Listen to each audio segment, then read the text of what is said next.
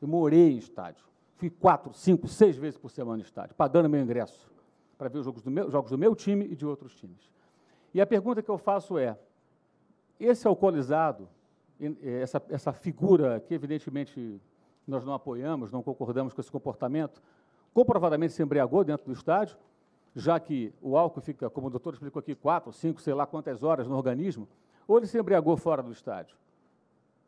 Quem impede que um sujeito se embriague, entra no estádio e, ao final do jogo, cria esse transtorno que a senhora citou? Esse é o ponto. E uma questão que me chama a atenção é a discussão sempre em torno do futebol. O futebol sempre é o problema. Quando tem show aqui na arena do Grêmio, ou no Beira-Rio, show de rock, ou de algum outro gênero musical, se discute a venda de bebida alcoólica no estádio? Geralmente não. Por que na Copa do Mundo o Brasil aceitou a imposição da FIFA? Todos aceitaram. O governo, os políticos, a sociedade, todo mundo. E beberam a dona Budweiser lá, né, parceira da FIFA, alegremente. E agora nós discutimos isso. Será que faz sentido?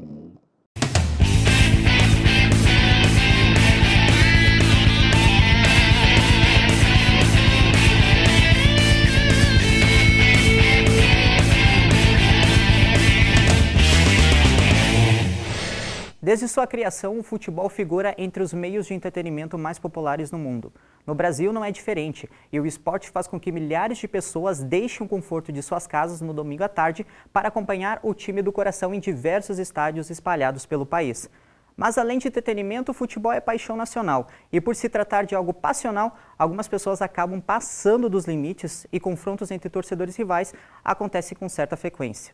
Na tentativa de inibir qualquer tipo de violência, em abril de 2008 foi publicada a Lei nº 12.916, que proíbe o consumo e o comércio de bebidas alcoólicas nos estádios de futebol em dias de jogos. A polêmica começa, pois muitos acreditam que a proibição não seja efetiva para inibir a violência, uma vez que torcedores têm livre acesso a bebidas alcoólicas até o exato momento em que adentram o estádio de futebol. No início de seu mandato, o governador Eduardo Leite vetou o projeto de lei que tentava flexibilizar o consumo e o comércio de bebidas alcoólicas. Seria realmente devido à proibição o menor índice de violência nos estádios? Tal proibição estaria interferindo na liberdade de torcedores? O Estado realmente precisaria de maior efetivo se a lei fosse flexibilizada, como disse o governador Leite? Fomos atrás de opiniões diferentes para entender os dois lados. Eu acredito que as medidas que visam aumentar a segurança nos estádios ou qualquer ambiente da sociedade não podem ser medidas de acordo com a intenção delas, e sim com a efetiva resposta que essa medida dá.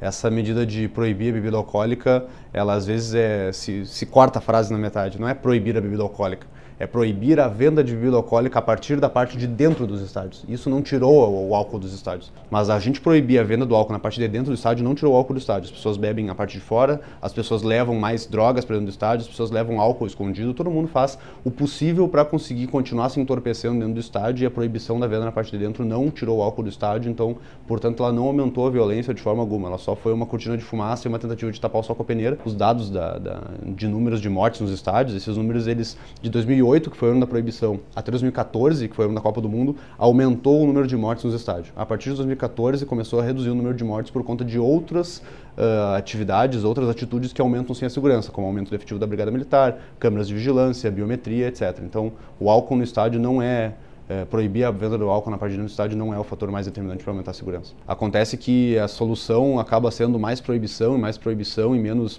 liberdade, sendo que na realidade nós deveríamos dar liberdade para o cidadão e punir aqueles que usurpam demais essa liberdade ou que se utilizam dela para cometer ilícitos, etc. Nós temos que ir pela parte da punição daqueles que cometem ilícitos e não punir um todo por conta de um pequeno grupo de pessoas que pode se tornar perigoso. Muito se argumenta por conta da paixão. Dizem que agora, na Copa do Mundo, não existe tanto isso da paixão futebolística, da briga entre torcidas e tudo mais. Na verdade, eu sei que o interesse de liberar apenas na Copa é um interesse puramente econômico dos patrocinadores. Os patrocinadores queriam, se liberou e depois voltou. Porque eu não consigo entender esse argumento de que os torcedores de uma Copa do Mundo são mais civilizados, ou são mais organizados, ou são menos violentos do que torcedores comuns do dia a dia aqui do Grenal, do Inter contra qualquer time, do Grêmio contra qualquer time. Nós não somos selvagens. Os brasileiros são pessoas comuns, são pessoas ordeiras, assim como qualquer outro. Existem sim os baderneiros, mas esses que têm que ser punidos. Então, a minha visão que essa liberação para a Copa foi puramente econômica, não tinha nenhum indicativo de que a população que participa da Copa do Mundo são torcedores menos violentos ou mais ordeiros. Imagina se dá um Argentina e Uruguai, se dá um Brasil e Argentina, são jogos perigosos da mesma forma. Então, esse argumento não me convence muito. Eu acredito que toda a população tem que ter a liberdade de poder consumir o que quiserem, desde que quando cometerem algo incorreto sejam punidos.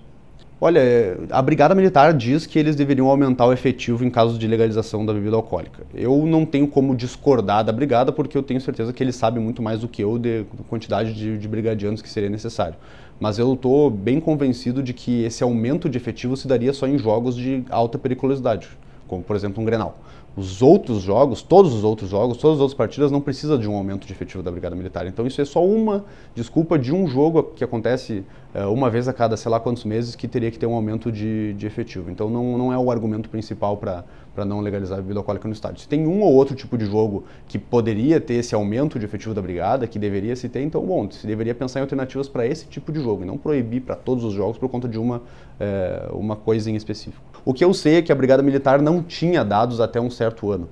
Não tinha registro nenhum de ocorrência, não tinha registro nenhum de nada, até porque não tinha estrutura para fazer isso. Então eles não têm muitos dados. O que eu tenho de dados é dados de mortes nos estádios. Isso eu tenho de dados. E esses dados, como eu disse anteriormente, de 2008, que foi o ano da proibição, até 2014, ou seja, 6 anos de proibição, o número de mortes aumentou nos estádios. Por quê? Porque o álcool não é o maior fator determinante para a ocorrência de brigas ou mortes e etc. O que acontece é que a partir de 2014, e aí sim entra esse argumento, começaram a se modernizar as arenas por conta da Copa do Mundo, e aí a arena tem tudo, né?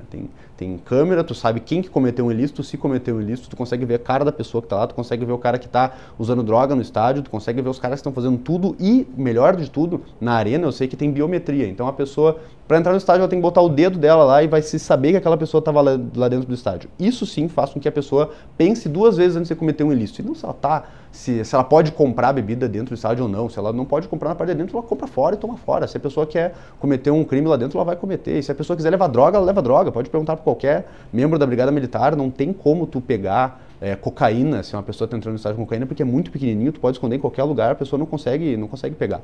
Então esse argumento de que reduziram as ocorrências, ele é muito fraco, ele não convence ninguém. E, pior do que tudo isso, muito se diz, o Ministério Público diz demais, que todas as ocorrências de hoje são de pessoas alcoolizadas e, portanto, tem que ser proibido o álcool. Mas pera lá, já não está proibido?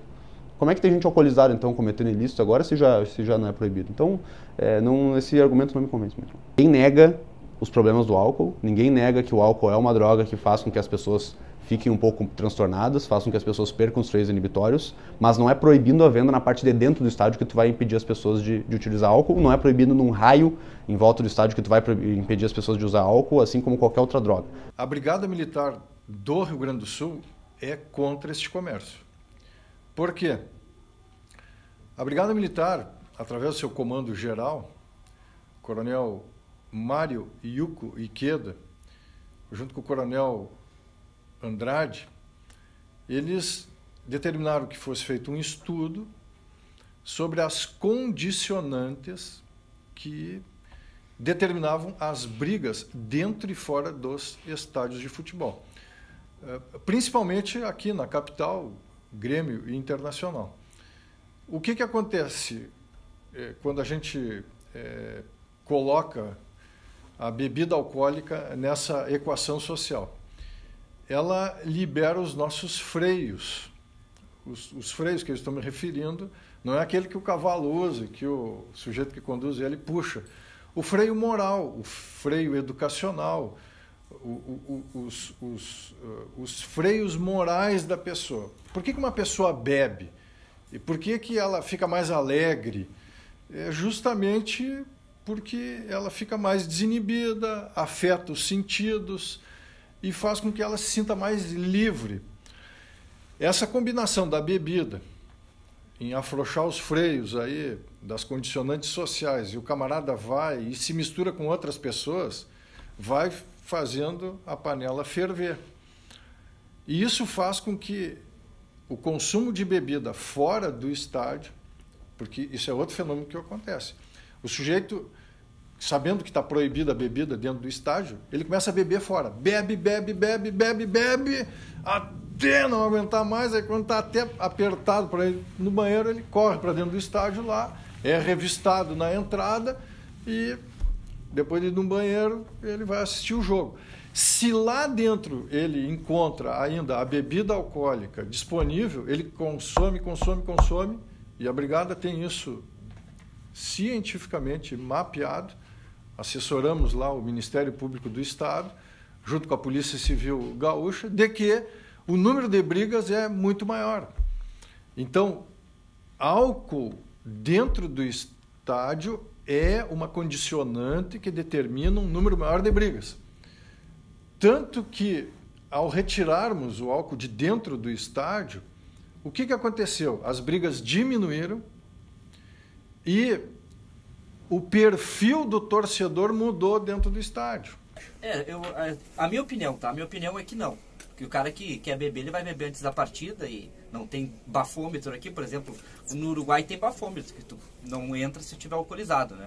Aqui não tem bafômetro, então tu pode ficar 5 minutos antes de a bola rolar, tu vai beber e tu vai entrar no estádio e tu vai brigar. Isso é uma opinião que eu tenho. Mas eu ouvi também especialistas, e os especialistas garantem que sim, que reduziu depois da bebida alcoólica, a proibição da bebida alcoólica, as brigas nos estádios. Eu acho o seguinte, eu acho que essa situação, ela se resolveu momentaneamente, porque vai ter outras situações, de uma maneira legal pela parte do governador. A proibição de venda de bebida alcoólica em estádios, ela não só não é efetiva em restringir pessoas alcoolizadas nos estádios ou diminuir a violência, como ela é extremamente ineficiente, porque ela pune especialmente os clubes do interior, que têm uma participação muito grande nas suas receitas, tinham, aliás, provenientes do comércio de bebidas nos estádios. E quando a gente fala de clubes, a gente não fala só também de times de futebol, porque a proibição ela se estende a ginásios esportivos, a jogos de basquete, jogos de vôlei, a jogos de tênis, que hoje o cidadão cumpridor da lei não pode estar num estádio tomando uma latinha de cerveja, etc., que seria parte do seu lazer. Então acho que a lei, ela não só não existe qualquer evidência que embase a tese de que a proibição diminuiu. E nem, por outro lado, evidência de que a permissão em diversos estados, que são cada vez mais estados que estão voltando atrás, que essa permissão aumentou os casos de violência. O que diminui violência é a certeza da punição, é uma fiscalização efetiva e a capacidade de retirar os torcedores que cometem crimes, que cometem infrações. Mas essa proibição ela acaba generalizando, ela acaba tratando, pegando o todo, quantidade imensa de torcedores que fazem consumo ordeiro, legítimo e lícito de substâncias legais, de uma forma como se eles fossem criminosos. Acho que isso infelizmente, é um atalho que no Brasil se tem essa tendência de fazer, que é de se pegar o comportamento de um e se tomar o todo pela parte, infringindo a liberdade individual de milhares de pessoas que gostariam de estar lá, fazendo, como eu disse, um exercício legítimo da sua liberdade e que tem a sua liberdade restringida e que acaba impactando também o próprio desenvolvimento dos esportes. E a gente tem estado afora diversos clubes que têm, ou melhor, tinham diversas atividades sociais de alta relevância para o nosso estado, para nossas comunidades, que tiveram a sua capacidade de investimento restringida. Muitos clubes tiveram que fechar departamentos de futebol profissional e especialmente amador. O fato é que, com a proibição ou não, drogas e bebidas estão sendo levadas para o interior dos estádios de maneira clandestina. Nossos estádios carecem de mais segurança, porém, o Estado não tem como prover. Alguns citam uma parceria público-privada como solução, já que hoje o Estado arca inteiramente com os gastos de efetivo da Brigada Militar nos Jogos. Atualmente, o Rio Grande do Sul é o único estado que não permite o comércio de bebidas alcoólicas nos estádios. Como em outros estados do país, a tendência é que a legalização ocorra ainda esse ano. Mas aí ficam as perguntas. A violência irá aumentar? O Estado está preparado? Os clubes estão dispostos a negociar alguma forma de custear a maior demanda de segurança? Essas questões precisam ser respondidas antes mesmo da legalização.